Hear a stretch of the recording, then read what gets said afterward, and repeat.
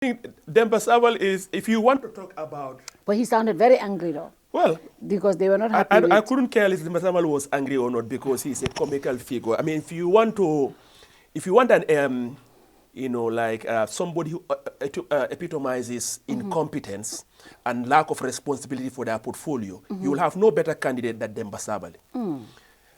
If you look at Demba Sabally's public pronouncement over the past couple of months, they are all completely political in nature, including this comment on this youth demonstration, his comment against Yankuba Dabo in Brikama Area Council. Yes. But here is Demba Sabally, who is the Minister of Agriculture. Do you know, to this date, we are in late May, there are still farmers in the Gambia who didn't get their payment for their groundnut. Up to May. Up to now, from last year. From last year payment. Yes. We have, it's not only groundnut, we have rice farmers in the, even in CRR, that whose rice the government took and they didn't receive payment.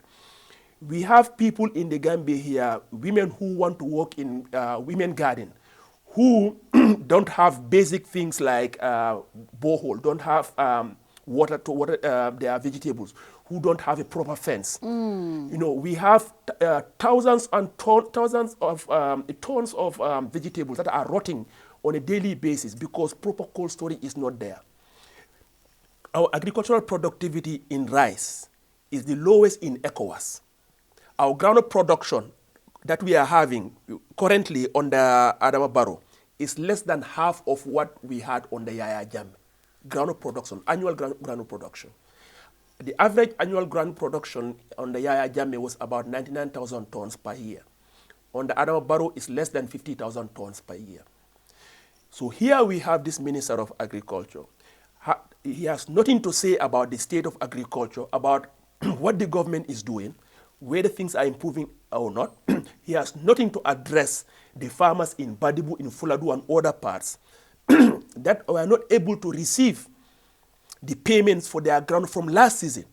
Yet, this guy would go and say such nonsensical things about arresting political opponents at a rally. The question is, if they did something illegal, arrest them. But if the president himself, just a moment ago, as we pointed out, was saying that he ordered the release of the youth protesters, what is the Minister of Agriculture, not even Minister of Interior and other things, Minister of Agriculture opining about on political matters? Why don't you go and talk about what is happening in the agricultural sector? We all know, but it's not surprising Demba Sabally is doing this. Everyone who knows Demba Sabally very well, whether as a young man, whether as his time in Madison or his time here, Demba Sabally knows absolutely nothing about agriculture. Absolutely nothing.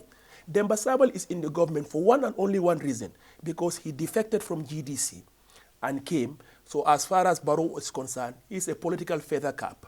Just like Mahmoud Sabally defected. It doesn't matter their competence or what terrible things they did or how unqualified they are. As long as they defected from one political party, they are welcome. So Demba Sabally is welcome purely as a political pawn.